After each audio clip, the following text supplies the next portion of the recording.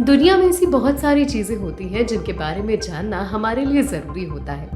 इसीलिए आज हम आपको बताने जा रहे हैं कि आखिर पोप का काम क्या होता है और पोप होते कौन है। क्या है पोप से जुड़े हुए खास इतिहास। चलिए जानते हैं इससे जुड़ी कुछ रोचक बातें। पोप दुनिया के सबसे बड़े पुजारी की तरह है। वो रोम के बिशप हैं और वेटिकन सिटी यानी दुनिया की सबसे छोटी सिटी के रहने वाले। पोप का चुनाव कार्डिनल नाम के एक विशेष बिशप के एक समूह द्वारा किया जाता है। जब एक बार नया पोप चुन लिया जाता है तो उन्हें वो पद अपने चुनाव से लेकर मरने तक या जब तक वो इस्तीफा न दे धारण करना होता है। पोप फ्रांसिस अभी वर्तमान में पोप है। पोप फ्रांसिस दक्षिणी गोलार्ध से पहले पोप है। उनका असली नाम जॉर्ज मारियो बर्गोग्लियो है। पोप बेनेडिक्ट 16 के इस्तीफे के बाद 2003 में पोप बने थे पोप फ्रांसिस। पोप अपने विनम्र व्यवहार के लिए जाने जाते हैं। साथ ही पारंपरिक पोप निवास की बजाय शहर के अपार्टमेंट में रहना पसंद करते हैं। पोप ग्रह के प्रभावशाली लोगों में से एक है। पोप के पास 1 अरब से ज्यादा कैथोलिकों का नियंत्रण होता है और वो शिक्षा और स्वास्थ्य देखभाल के लिए दुनिया की सबसे बड़ी गैर सरकारी एजेंसी के मुखिया होते हैं। इसीलिए उन्हें चुनाव के वक्त ये सुनिश्चित करना होता है कि ये पद केवल अच्छे और धार्मिक लोग ही ग्रहण करें।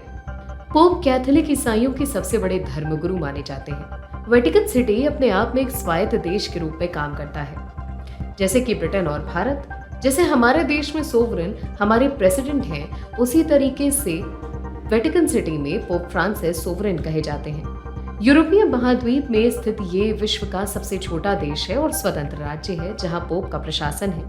ये इटली के शहर रोम के पास स्थित है। वेटिकन सिटी का क्षेत्रफल केवल 44 हेक्टेयर है। इसकी राजभाषा लैटिन है और ईसाई धर्म के प्रमुख संप्रदाय रोमन कैथोलिक चर्च और उसके सर्वोच्च धर्मगुरु पोप का निवास होने के कारण ये विश्व भर में जाना जाता है। यहाँ की जनसंख्या तकरीबन 800 है। सेंट पीटर गिरजाघर यानी Saint Peter's Church Vatican City और साथ ही कई अन्य गिरजाघर यहाँ पर मौजूद हैं। 1929 में एक संधि के अनुसार इसे स्वतंत्र देश स्वीकार किया गया था। अब सवाल उठता है कि आखिर पोप बन कौन सकता है। पोप वैसे तो आजीवन पोप ही रहते हैं, लेकिन सेलेस्टीन पंचम और पोप बेनेडिक्ट ने स्वेच्छा से ये पद छोड़ा था। पादरी कानून के अधीन त्यागपत्र की केवल एक शर्त है कि ये स्वेच्छा से दिया जाना चाहिए और उसे सही ढंग से प्रकाशित किया जाना चाहिए। कोई भी कैथोलिक जिसका बैप्टिज्म हो चुका हो वो पोप बन सकता है। ईसाईयत में बैप्टिज्म के साथ किया जाने वाला ये एक धार्मिक रिवाज है जिसके द्वारा किसी व्यक्ति को चर्च की सदस्यता दी जाती है। इसीलिए स्वयं ईसा मसीह का बैप्टिज्म किया गया था। जब किसी व्यक्ति का बैप्टिज्म होता है तो उसके बाद उसको प्योर फॉर्म में चर्च का अनुयायी माना जाता है। चर्च के नियमों के अनुसार कोई महिला कभी पोप नहीं बन सकती। पोप के चुनाव की जो प्रक्रिया होती है बेहद गोपनीय और बेहद जटिल होती है। चर्च के नियमों के अनुसार पोप के चुनाव में कार्डिनल वोट पड़ते हैं। नियमों के तहत 80 साल से कम उम्र के कार्डिनल ही नए पोप के चुनाव में मत दे सकते हैं। इसकी संख्या 115 होती है। चुनाव वेटिकन सिटी में चैम्बरलेन चर्च के मार्गदर्शन में सिस्टीन चैपल में होता है। किसी कार्डिनल को 2/3 वोट मिलने तक मतदान होता है। पोप बनने के लिए 77 कार्डिनल्स के वोट मिलने चाहिए। साथ ही चुनाव में कागज के मतपत्रों का इस्तेमाल किया जाता है। इनकी गिनती भी हाथों से ही की जाती है और ये मतदान गुप्त होता है। चुनाव के लिए 3-3 कार्डिनल्स के 3 समूह बनाए जाते हैं। पहला समूह स्क्रूटनियर्स का होता है, दूसरा रिवाइजर दोबारा गिनती करते हैं और तीसरा समूह इन्फॉर्मी जो कि बाकी कार्डिनल से बैलेट जमा करते हैं। हर कार्डिनल दिन में 4 बार वोट डालते हैं। स्क्रूटनियर बैलेट गिनकर दूसरी प्लेट में रखते हैं और ये सुनिश्चित करते हैं कि सभी कार्डिनल्स ने वोट दे दिया हो। हर बैलेट से एक स्क्रूटनर नाम नोट करके दूसरे को देता है। दूसरे का भी यही काम होता है। तीसरा स्क्रूटनर हर नाम को जोर जोर से कॉन्क्लेव में बोलता है और हर एक मत को सुई की सहायता से एक धागे में पिरोता जाता है। हर चरण के मतदान के बाद मतपत्रों का विशेष रसायन डालकर भट्टी में जला दिया जाता है, जिसका काला या सफेद धुआं चिमनी से बाहर आता है।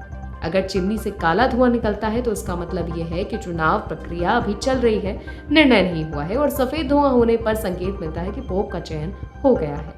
नए पोप चुनने के बाद वो अपने नाम का चयन करते हैं। नए पोप मिल गए की घोषणा के बाद नए पोप बैसिलिका की बालकनी में आते हैं और बालकनी में पोप पहले से निर्धारित कपड़े पहनकर आते हैं। बाहर हजारों लोग उनकी एक झलक पाने के लिए खड़े रहते हैं। पोप संसार भर के करीब 1 अरब 20 करोड़ कैथोलिक ईसाइयों के धर्मगुरु हैं। पोप से मिलने बहुत से विदेशी मेहमान भी वेटिकन पहुंचते हैं। अपनी लाइब्रेरी में वो उन लोगों से मिलते हैं। यहाँ से एक बार में उनसे 4-5 लोगों के समूह से कई 100 लोग मिल सकते हैं। पारंपरिक तौर पर पोप एक बड़े से अपार्टमेंट पर रहते हैं और ये अपोस्टोलिक पैलेस की सबसे ऊपरी मंजिल पर स्थित होता है। आज के लिए वीडियो में इतना ही। इसी तरह की और इंटरेस्टिंग बातों को जानने के लिए देखते रहिए अमर उजाला। अमर उजाला अब आपके टीवी पर भी। अपने स्मार्ट टीवी पर YouTube पर सर्च करें अमर उजाला, चैनल सब्सक्राइब करें और देखें ताजा खबरें, वो भी HD क्वालिटी में। और हाँ, बेल आइकन दबाना ना भूलें ताकि हर खबर हो आपके घर। अमर उजाला, निष्पक्ष, निर्भीक, निरंतर।